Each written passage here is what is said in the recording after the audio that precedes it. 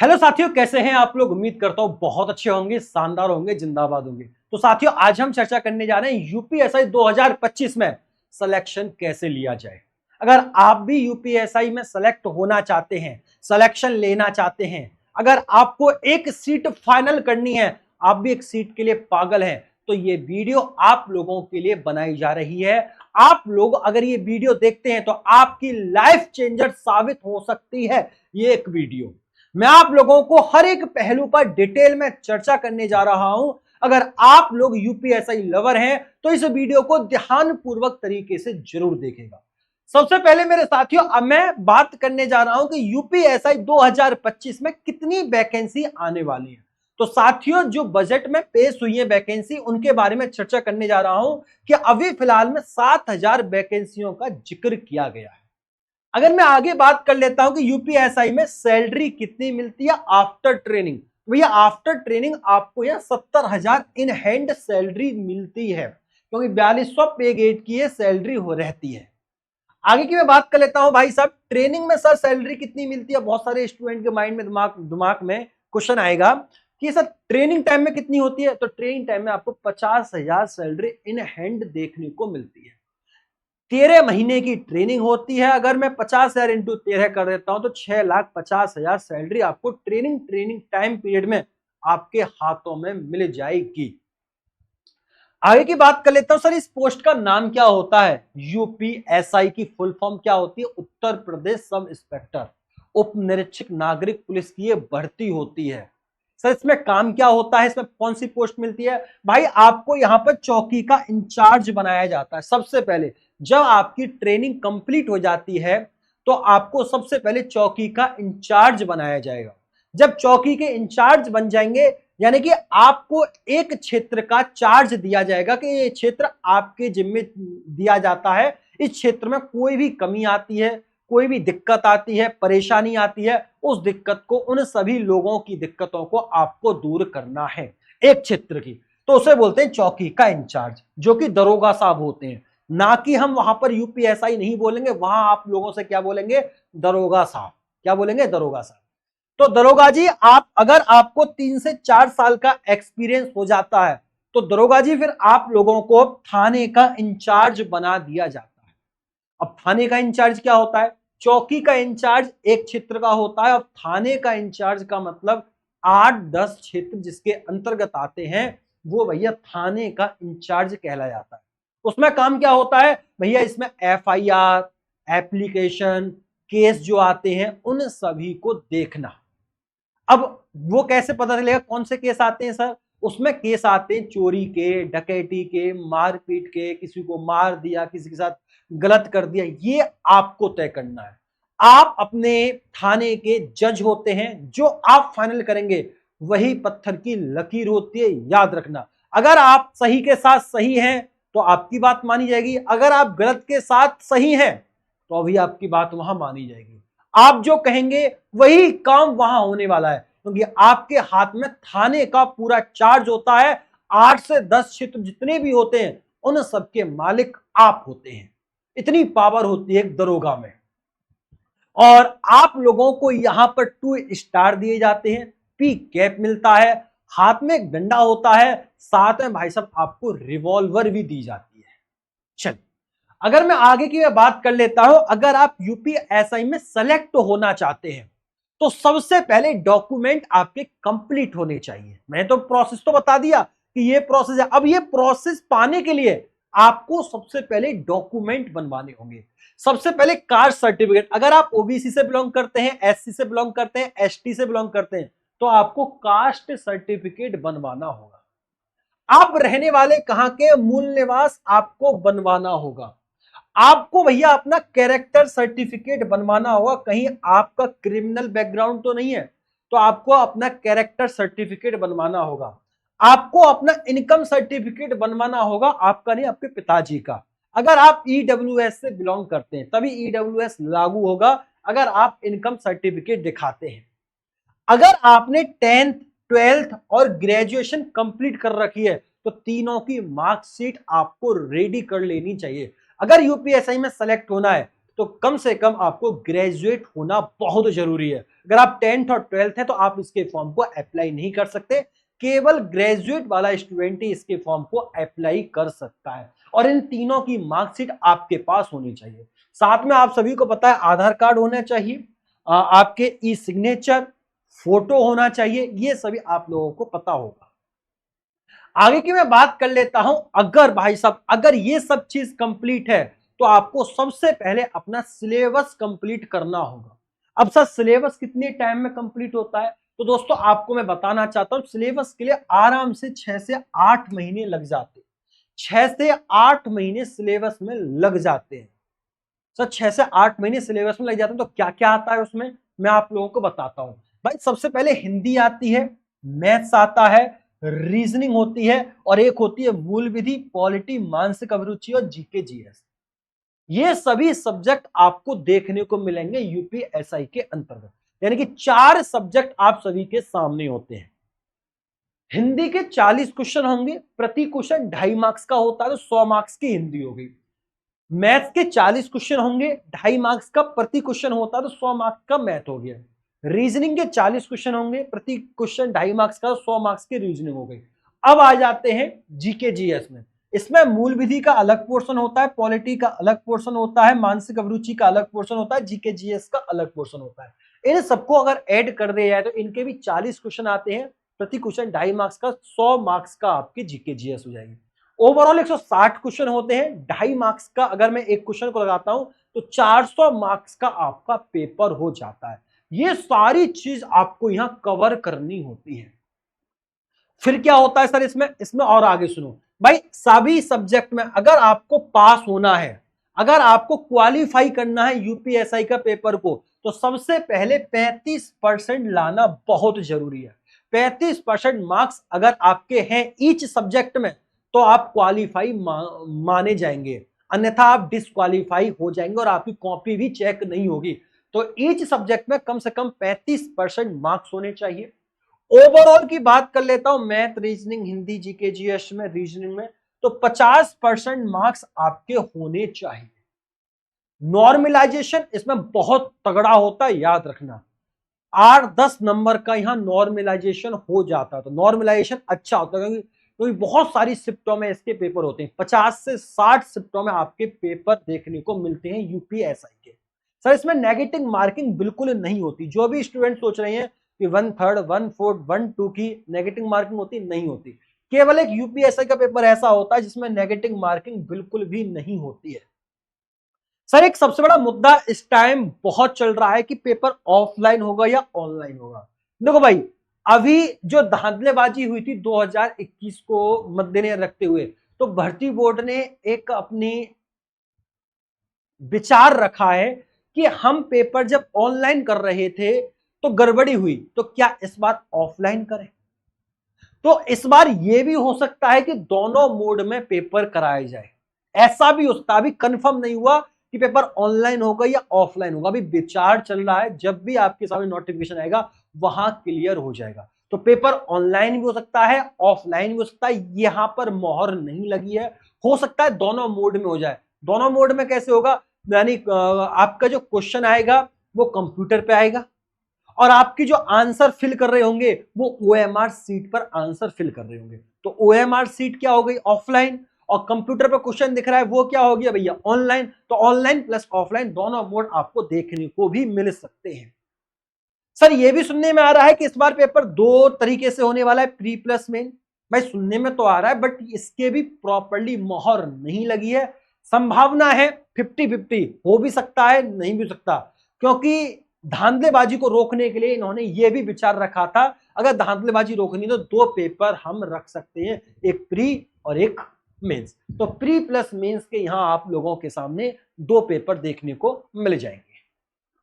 अभी कंफर्म नहीं हुआ बट हो सकते हैं।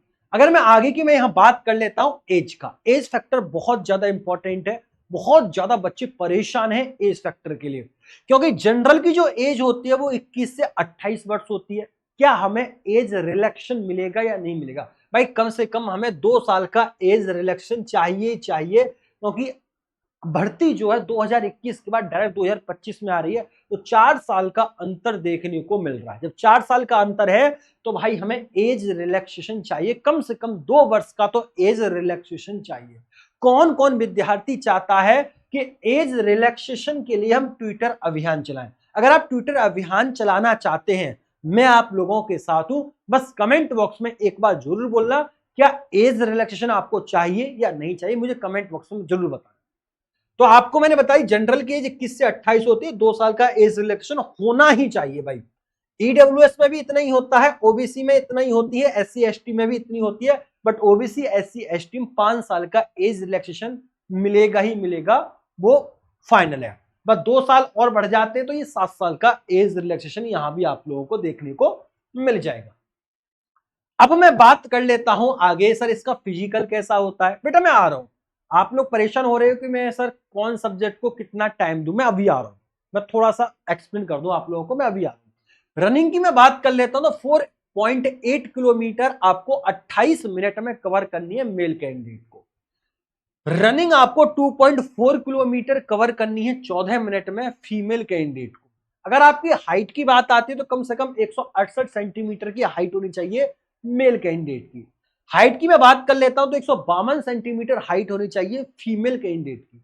चेस्ट की मैं बात कर लेता हूं दोस्तों 79 प्लस 5 सेंटीमीटर का फुलाव होना चाहिए मेल कैंडिडेट का। हाइट की मैं बात कर लेता हूं 40 केजी दोनों में वजन होना चाहिए मेल या फीमेल, कम से कम 40 तो होना ही चाहिए।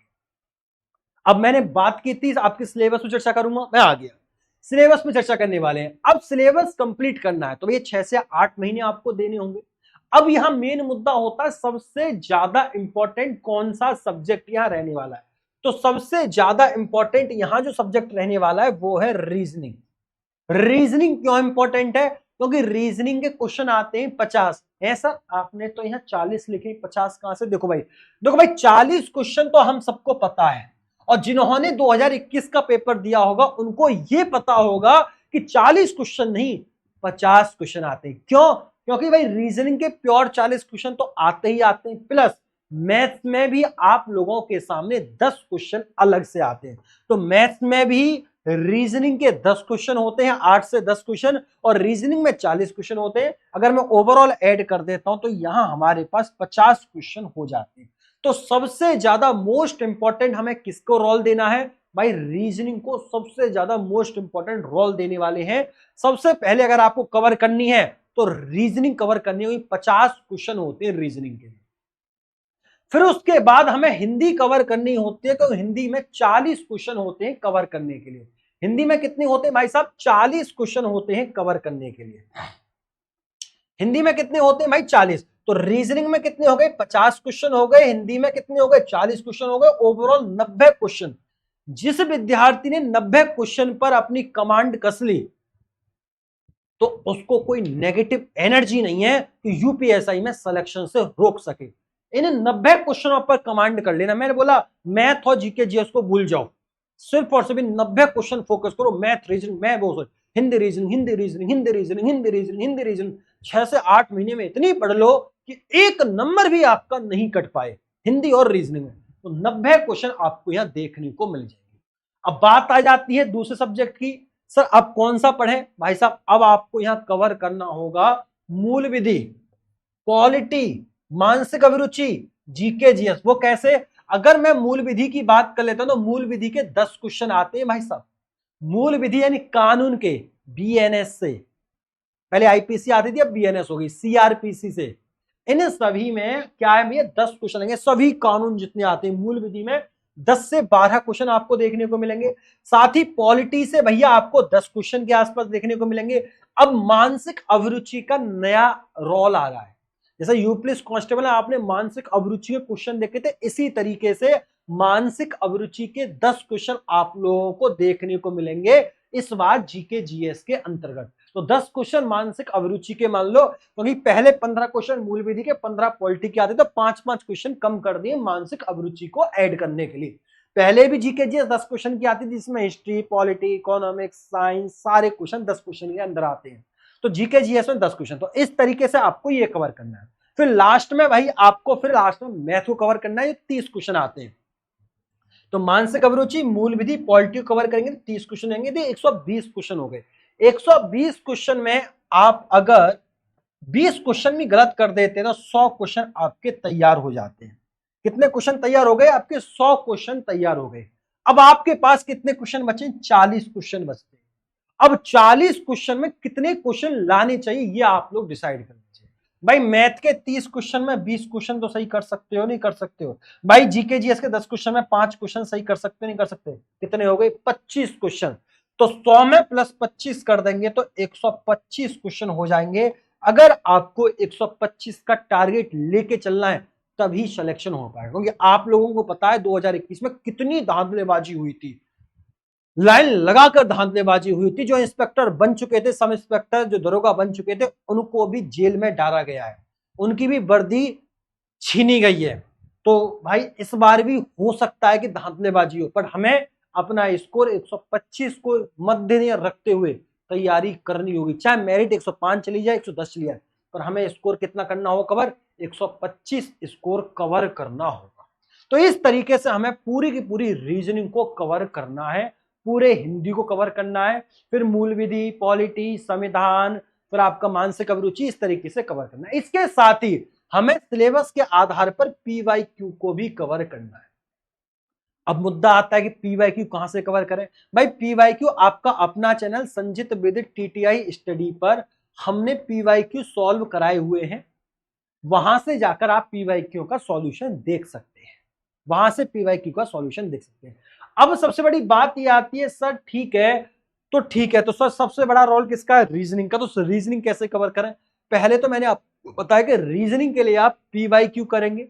पीवाईक्यू जैसे ही आप कंप्लीट कर लेंगे हमारे चैनल से या किसी के भी चैनल से या किसी भी बुक से, उसके बाद मैं आप लोगों को क्या कराने वाला हूं? यूट्यूब पर रीजनिंग की क्लास दूंगा बिल्कुल फ्री ऑफ कॉस्ट, जो कि 50 से 60 क्वेश्चन में वहां कराने जा रहा हूं, जो कि क्लास स्टार्ट होने वाली है 1 अप्रैल रात को 8 बजे यूट्यूब पर। अगर आप लोग चाहते हैं कि रीजनिंग की क्लास स्टार्ट की जाए, जो 50 क्वेश्चन रीजनिंग के आते हैं, जो लेवल अच्छा होता है, उस लेवल के आधार पर मैं क्वेश्चन कराऊं, जिसमें मानसिक अभिरुचि के क्वेश्चन भी ऐड करा दूं, तो भाई साहब मुझे कमेंट बॉक्स के माध्यम जरूर बताना कि हाँ सर रीजनिंग प्लस मानसिक अभिरुचि के क्वेश्चन जरूर कराइए। मैं 1 अप्रैल से ये क्लास आपके लिए रात को 8 बजे स्टार्ट कर दूंगा। अगर आप लोग इच्छुक हैं इस क्लास के लिए रात को 8 बजे पढ़ने के लिए, तो इस नंबर पर एक मैसेज कर देना, एड मी यूपीएसआई क्लासेस, 8077726754 पर मैसेज कर देना और आपको ऐड कर दिया जाएगा और 1 अप्रैल से आपकी क्लास जो है स्टार्ट हो जाएगी। साथियों अब मुद्दा आता है कि सर ठीक है सर वैकेंसी आ रही है 7000, सिलेबस इतना, सैलरी इतनी, सब चीज है, वैकेंसी कब आ रही है ये तो बता दो, नोटिफिकेशन कब तक आएगा? तो मैं आप लोगों को क्लियर कर देता हूं। भाई योगी जी का आपने भाषण सुना होगा, योगी जी ने साफ साफ बोला है कि एक बार 40,000 वैकेंसी का जिक्र किया था, एक बार 30,000 वैकेंसी का जिक्र किया है, क्योंकि कभी वैकेंसी बढ़ती है घटती नहीं है, तो इन्होंने घटा दी। घटाने का मतलब ये है इन्होंने 30,000 जो बोला था कांस्टेबल की बोला है, और 10,000 जो वैकेंसी बची है वो आपकी एसआई वाली है। तो इसका मतलब ये हो गया कि ये दोनों वैकेंसी आपकी 60,244 वैकेंसी जैसी कंप्लीट हो जाती हैं तो वैसे ही आप सभी के सामने वैकेंसी देखने को मिल जाएंगी। दूसरा सबसे बड़ा कारण ये है कि हर 4 साल बाद वैकेंसी आती है, 2025 में 34 साल कंप्लीट हो रहे।